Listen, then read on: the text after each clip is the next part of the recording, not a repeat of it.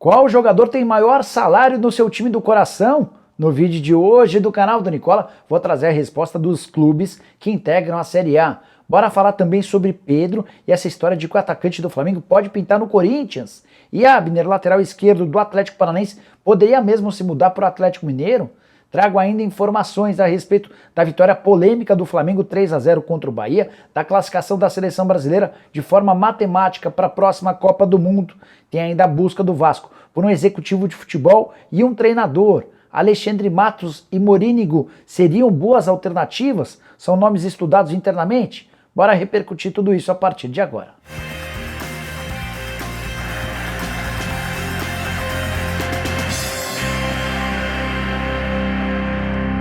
Fala aí pessoal, sou o Jorge Nicola, bem-vindos a mais um vídeo do canal, bem legal ter vocês por aqui. Antes de passar as informações, pedir para deixarem like, se inscreverem no canal e lembrar que o programa do Nicola dessa sexta começa às 7 horas da noite, beleza? Bora começar o vídeo, não sem antes dividir uma dica, essa muito importante. Se você gosta de bolão, a Betano trouxe uma novidade importante, trata-se do bolão do Find. É que a patrocinadora oficial de Atlético Mineiro e Fluminense criou bolões todos os fins de semana. Para você participar, basta ter uma conta cadastrada na Betano. Eu vou deixar o link na descrição do vídeo para você poder fazer seu cadastro. A participação no bolão é gratuita. E se você acertar os 6 jogos que vão ser disputados nesse final de semana, você embolsa R$50 mil em dinheiro. Se você acertar 5 dos 6 jogos, ganha R$10 mil em apostas grátis. E se acertar 4 dos 6 jogos, fatura R$5 mil em apostas grátis. Vale lembrar que se houver mais de um vencedor, essa bolada será dividida. Se interessou, né? Então entra agora mesmo no site da Betano, faça o cadastro por lá e procure o bolão do Find. Os 6 jogos desse final de semana que começam nesse sábado, não perca a hora, às 17 horas é a data do primeiro jogo. Os 6 jogos são Atlético Goianiense e Santos, Inter e Atlético Paranaense, América e Grêmio, São Paulo e Flamengo, Fluminense e Palmeiras, Ceará e Sport. E eu já dei meus palpites. E você, não vai perder essa, hein? Bora começar o vídeo com um giro de notícias passando pela Série B. Ponte Preta e Botafogo empataram na noite dessa quinta-feira em Campinas. Resultado que manteve o Botafogo na primeira colocação da Série B, 63 pontos contra 61 do Curitiba.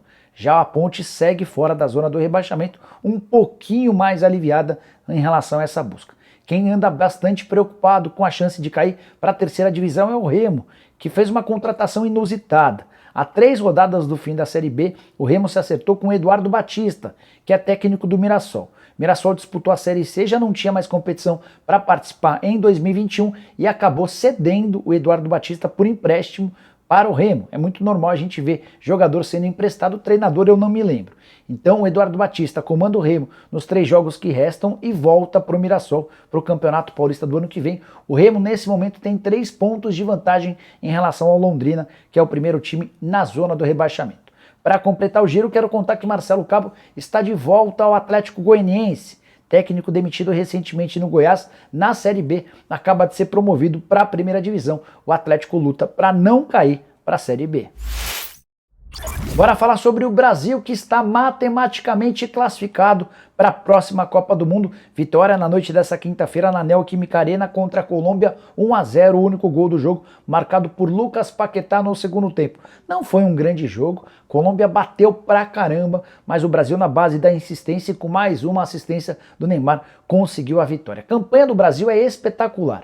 São 11 vitórias e um empate em 12 jogos. Campanha de 34 pontos conquistados de 36 possíveis. A gente pode e deve discutir o nível de atuação, se o Brasil tem jogado bem. Eu só gostei dos últimos jogos da vitória contra o Uruguai. Essa vitória contra a Colômbia bem menos emblemática, bem menos linda ou brilhante do que, por exemplo, a vitória contra o Uruguai. De qualquer maneira, é a seleção que matematicamente já está classificada, é a primeira seleção no continente sul-americano a garantir classificação.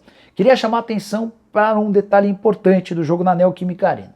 Foram 22.080 torcedores presentes. Só que desses 22 mil, 8 mil foram ingressos doados para pessoas que ajudaram na campanha no combate à pandemia.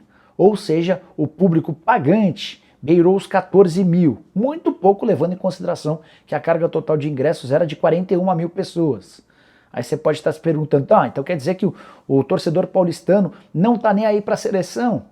Talvez, mas eu acho que o principal motivo foi o preço do ingresso mais barato, R$ 300. Tanto que a arrecadação, mesmo com o estádio vazio, foi de 7 milhões e 100 mil reais. Antes de mudar de assunto, só contar que o Casemiro tomou o terceiro cartão amarelo e não enfrenta a Argentina. Partida da próxima terça-feira na Argentina e nos outros jogos das eliminatórias. Nessa quinta, o Equador venceu em casa a Venezuela por 1-0. O Chile bateu o Paraguai fora de casa também por 1-0. E o Peru fez 3-0 na Bolívia em sua casa. Bora contar agora sobre a vitória polêmica do Flamengo por 3-0 contra o Bahia. Se você olhar o placar, vai imaginar uma vitória tranquila, certo? Errado. Até a marcação do primeiro gol, Flamengo e Bahia faziam um jogo equilibrado. E a confusão toda está justamente no primeiro gol rubro-negro, marcado por Gabigol de pênalti. É que o árbitro viu um toque de mão na bola do zagueiro argentino Conte. O árbitro de vídeo chamou o árbitro em campo e mesmo assim, vendo as imagens, o árbitro de campo acabou confirmando sua decisão, para mim, equivocada. O Conte não colocou a mão na bola. O torcedor do Bahia, os dirigentes e jogadores ficaram revoltados. O Bahia chegou a ameaçar nem voltar para o segundo tempo. O próprio clube escreveu em sua conta oficial no Twitter que pensou nessa possibilidade. Assalto e vergonha foram só alguns dos adjetivos usados pelo presidente Guilherme Belintani e pelo seu vice para tratar essa arbitragem. O grande problema é que pelo terceiro jogo seguido, o Bahia reclama dos árbitros. É que nos últimos 3 jogos, marcações dos árbitros em campo foram revistas pelo árbitro de vídeo. Mas nos 3 jogos, o árbitro em campo decidiu ignorar as orientações vindas do árbitro de vídeo e na posição do Bahia acabou tomando a decisão errada. O Bahia, correndo enorme risco de rebaixamento, tem só 3 pontos de vantagem pro Juventude, que ainda tem um jogo a menos. Já o Flamengo, com a vitória, pulou para 57 pontos, se mantém na terceira colocação, a 1 ponto do Palmeiras e a 11 pontos do Atlético Mineiro. Vale lembrar que o Flamengo ainda tem um jogo a menos. Chances de título, de acordo com Tristão Garcia, são de apenas 2%. Quero falar agora sobre o Vasco da Gama, que demitiu nessa quinta-feira o diretor executivo de futebol, Alexandre Pássaro, e o técnico Fernando Diniz. Notícia comemorada pelos torcedores do Vasco. E eles não serão os únicos. O Vasco já anunciou que 5 atletas deixarão o clube no fim da temporada. São eles o Léo Jabá, devolvido ao PAOK da Grécia, o Morato, que vai voltar para o Red Bull Bragantino, o Valber, zagueiro, que vai para o Atlético Paranaense, o Daniel, com destino a Tombense, e o Michael, com destino ao Grêmio. Eram todos atletas emprestados, nenhum deles faz parte dos planos do Vasco, que está em busca de um diretor executivo de futebol. O nome mais falado é o do Alexandre Matos, Matos que está morando nos Estados Unidos esperando pelo visto de trabalho para poder assumir o Boston, que é um time da segunda divisão do futebol americano. Não sei se o Matos assumiria essa condição de executivo de futebol do Vasco diante de todos os problemas e a confirmação de que o Cruz Maltino estará na Série B na próxima temporada. Em relação a treinador, um nome que eu ouvi é o do Gustavo Morínigo, que é o paraguaio que comanda o Coritiba. Fui checar com o empresário dele, o Regis Marques. O Regis falou que é difícil imaginar que o Morínigo possa ser contratado se não existe nenhum executivo de futebol, mas que de fato é um nome que agrada a pessoas importantes dentro de São Januário. Bora falar agora sobre o Atlético Mineiro. Durante o programa do Nicola dessa quinta-feira, um torcedor do Galo me perguntou se Abner, lateral direito do Atlético Paranaense, poderia ser um eventual substituto para o Arana. O Arana tem sido bastante especulado em clubes do futebol europeu. O Wolverhampton da Inglaterra, o Porto e o Benfica de Portugal, além da Fiorentina, já demonstraram interesse em contratar o jogador. O Atlético garante que só vai negociar o Arana se vier uma proposta muito boa, certamente acima dos 10 milhões de euros. Não acho que essa proposta possa aparecer na virada do ano, quando a janela de inverno não apresenta grandes negociações no futebol europeu. De qualquer maneira, fui checar essa história do Abner. Durante a madrugada, uma fonte minha do Atlético Mineiro assegurou que o Abner é muito bom jogador, que certamente seria um cara super bem avaliado internamente, mas que dificilmente esse negócio vai sair. Até porque o Atlético Paranaense é um dos clubes mais complicados para fazer negócio. O Abner, quando foi comprado, se tornou a aquisição mais cara da história do Atlético Paranaense. Ele chegou ao Furacão em julho de 2019, comprado da Ponte Preta por 10 milhões de reais. Para falar a verdade, não foi nenhuma compra. O Atlético Paranaense pagou o valor da multa rescisória e durante bastante tempo o Abner sofreu uma pressão muito grande, até porque não vinha conseguindo jogar bem por causa desse valor bastante alto. Hoje ele já é a terceira maior compra do clube. O Felipe Aguilar também custou 10 milhões de reais, mas por 50% dos direitos econômicos. E mais recentemente, em 2021, o Furacão contratou o Matheus Babi por 12 milhões de reais. E foi nessa temporada, já mais adaptado ao Atlético Paranaense, que o Abner passou a jogar muita bola, é titular absoluto, uma das peças mais importantes do Furacão, que enfrenta o Atlético Mineiro na final da Copa do Brasil. A ideia do Atlético é vender o Abner somente para o futebol europeu, por valores bastante altos, jogador que tem contrato até julho de 2024. Antes de mudar de assunto, só uma curiosidade. O Abner teve muito, mas muito perto de virar jogador do Corinthians quando estava decidido a deixar a Ponte Preta. Já havia um acerto verbal entre os clubes, entre o jogador ou também com o jogador. Foi quando o Atlético Paranaense atravessou o negócio, pagou o valor da multa rescisória, ofereceu muito mais grana ao Abner e acabou ficando com o jogador. E essa história de que Pedro, atacante do Flamengo, pode pintar no Corinthians em 2022? A informação foi publicada pelo site IG e dá conta de que o Timão, em busca de um centroavante, gostaria de contar com o reserva do Gabigol no Flamengo. Chance nenhuma, zero, -1. Tudo porque o Corinthians se encontra em enormes dificuldades financeiras e o Flamengo, que ainda nem terminou de pagar pela compra do Pedro, não o venderia por um valor baixo, muito menos para um rival no futebol brasileiro. O Pedro foi contratado por 14 milhões de euros ou 87 milhões de reais em dezembro de 2020. O pagamento foi acertado em 6 parcelas, e o Flamengo até agora fez o pagamento apenas das 2 primeiras. Não pretende se desfazer do Pedro, jogador que tem contrato até 2025 e tem dado conta do recado toda vez que é testado. Talvez para o Pedro até seria mais interessante jogar no Corinthians ou no Palmeiras, como também já foi especulado.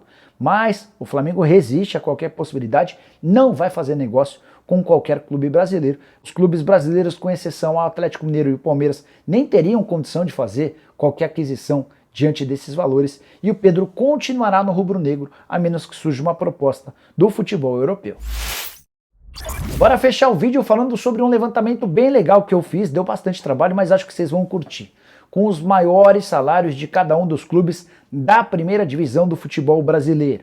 Chequei com dirigentes, com executivos de futebol, em alguns momentos até com assessores de imprensa para trazer para vocês qual o atleta mais bem pago de cada time.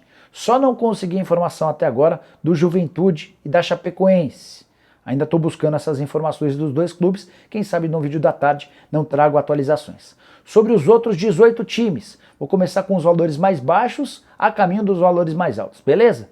Jogador mais bem pago do Atlético Goianiense é o zagueiro Werley, 32 anos de idade, nem tem sido titular, ganha na casa dos 140 mil reais mensais, ele veio do Vasco, onde estava na temporada passada.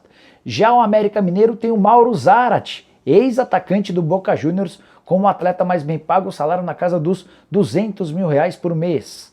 No Cuiabá, o ex-corintiano Walter, goleiro, que faz bom campeonato e é capitão, é dono do maior salário, 300 mil por mês. Mesmo valor acertado pelo Hernanes, ex-jogador do São Paulo, com o Sport. O Hernanes chegou com o mesmo patamar financeiro que tinha o Thiago Neves, que rescindiu seu contrato com o Sport ao longo do segundo semestre.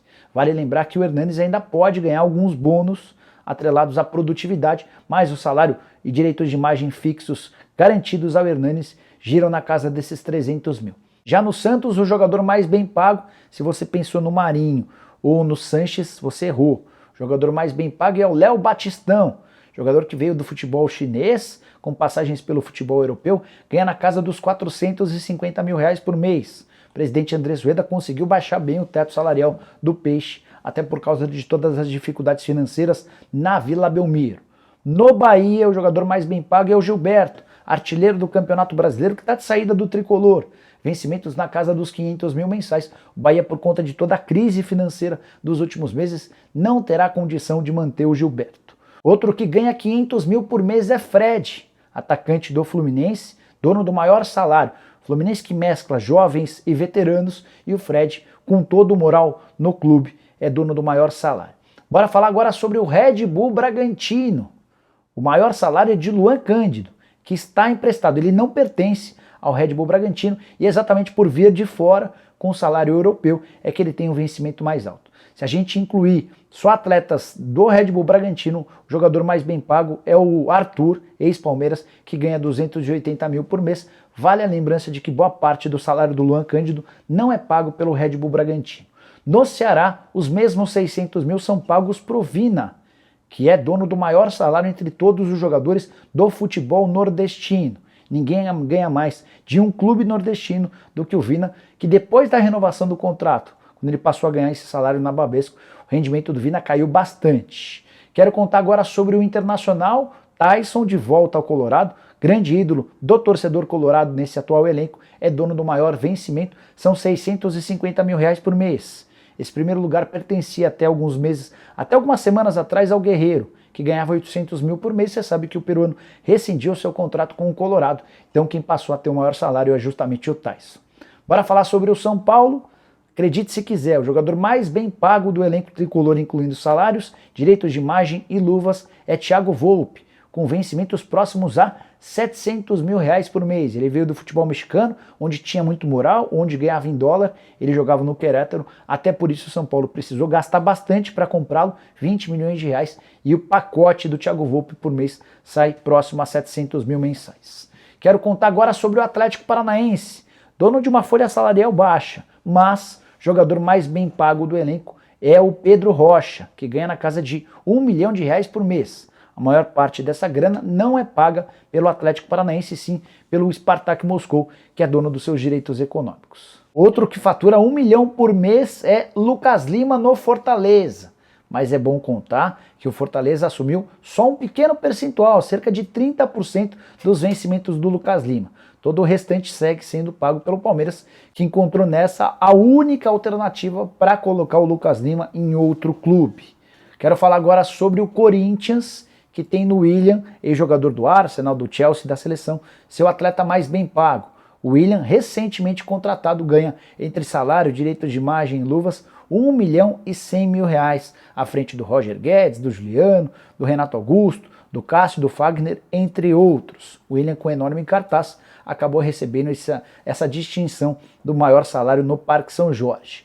Já no Grêmio, o atleta mais bem pago é Douglas Costa, outro jogador com enorme currículo, Bayern de Munique, Juventus. Ele fatura 800 mil reais por mês de salário, 400 mil em luvas, totalizando 1.200. Dependendo dos bônus, esses vencimentos podem chegar até 1 milhão e 400 mil por mês. Mas o que ele tem garantido entre salários e luvas é 1 milhão e 200 mil. Quero contar agora sobre o Atlético Mineiro, líder e virtual campeão nacional. O Galo tem dois jogadores com o mesmo patamar financeiro, Hulk e Diego Costa. Duas aquisições internacionais contratadas para essa temporada, cada um dos atacantes ganhando 1 milhão e 300 mil por mês. Hulk se pagando plenamente e o Diego Costa já conseguindo entrar nesse ritmo também para fazer valer cada um dos centavos investidos nele. Sobre o Flamengo, o atleta mais bem pago do Flamengo é Gabigol, que fatura 1 milhão e 600 mil mensais. Kennedy aparece poucos reais atrás do Gabigol, mas o Gabigol é dono do maior salário do elenco mais caro do futebol brasileiro. Ninguém gasta tanto quanto o Flamengo, cerca de 25 milhões de reais por mês com sua folha salarial. Bora para o último clube, que tem o Palmeiras, com o atleta mais bem pago do futebol brasileiro, Dudu, ex-jogador do Alduail, fatura no Palmeiras 2 milhões e 100 mil reais por mês. Você pode se perguntar, por que o Dudu ganha tanto, Nicola? Porque em outros tempos foram várias as propostas feitas por times chineses para levar o Dudu. Propostas estratosféricas. E a única maneira que o Palmeiras encontrou na oportunidade para segurar o Dudu foi garantir aumentos a ele, que totalizam esses 2 milhões e 100 mil reais entre salários, direitos de imagem e luvas. Bom, pessoal, eram essas as informações do vídeo de hoje do canal do Nicola. Espero que vocês tenham curtido o vídeo. Deixem like por aqui. Quem ainda não se inscreveu, aperta esse botãozinho vermelho de inscreva-se. A gente se encontra um pouco mais tarde com o vídeo da tarde e a partir das 7 da noite com o programa do Nicola. Abraço, tchau!